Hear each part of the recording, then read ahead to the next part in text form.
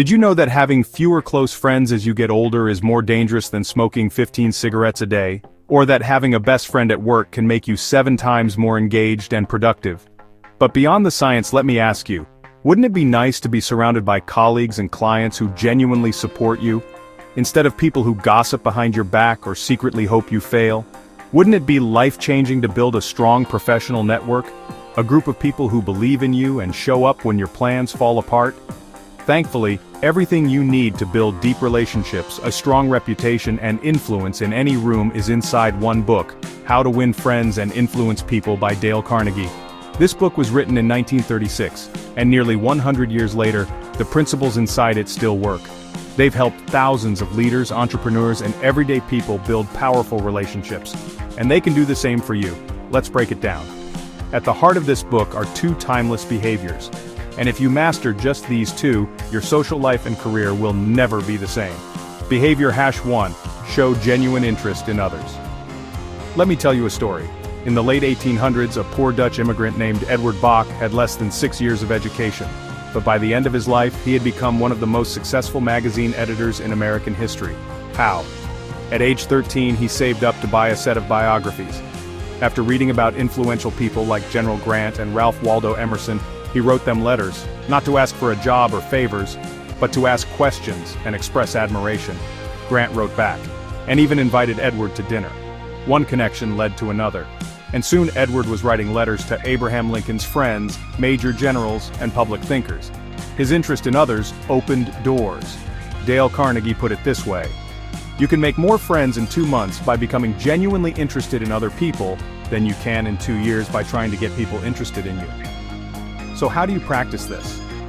Start by asking people about what they love. If someone's into gardening, ask them about their favorite plants. If they love fitness, ask them what workout changed their life. Be fascinated with what fascinates them. Another way? Ask for advice. It shows humility and builds trust fast. A great example of this: Edward Shalif, a fundraiser for the Boy Scouts, once met with a high-powered business executive to ask for money to send a scout to Europe. But before the ask, Edward complimented a framed $1 million check on the man's wall and asked about it. The man beamed. He shared the story behind it. Minutes later, the executive didn't just give money for 1 scout, he donated enough for 5 boys and Edward himself to go. Why? Because someone took the time to care about what he was proud of. Show interest, and people will remember how you made them feel. Behavior #2, offer sincere praise and appreciation. Think of a time someone praised your work or thanked you genuinely. How did you feel? How did you see that person afterward? I remember once, as a young engineer, I made a mistake on a major project. It was expensive and embarrassing, but in a meeting with senior staff, I took full responsibility. After the meeting, a senior engineer pulled me aside and praised my integrity. He said he admired my courage, and that he wished he had done the same at my age. That moment changed my view of him forever. He became someone I respected and trusted, because he saw the good in me when I felt like a failure. Dale Carnegie said it best: people will let their families go 6 days without food, but they'll let them go 60 years without appreciation. We're starving for praise, for someone to notice our efforts, for someone to say, I see what you're doing, and it matters. One great habit to build this skill: every day, take 2 minutes to send someone a quick message of appreciation. Whether it's a coworker, friend, or your partner, highlight something specific they've done and tell them why it mattered. Praise doesn't just lift spirits, it inspires better performance. In the book, Dale Carnegie shares the story of a janitor who was constantly ridiculed by coworkers for doing a poor job.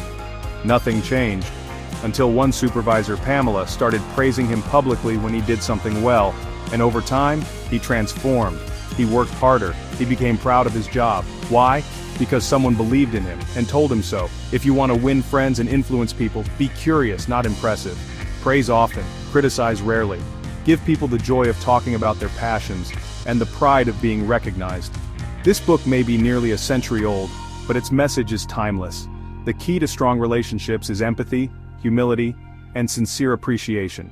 If you'd like a 1-page summary of the key takeaways from this book, just click the link in the description and I'll send it to your inbox. If you enjoyed this video, hit like, share it with a friend, and subscribe for more insights that sharpen your personal growth. Thanks for watching, and I'll see you in the next one.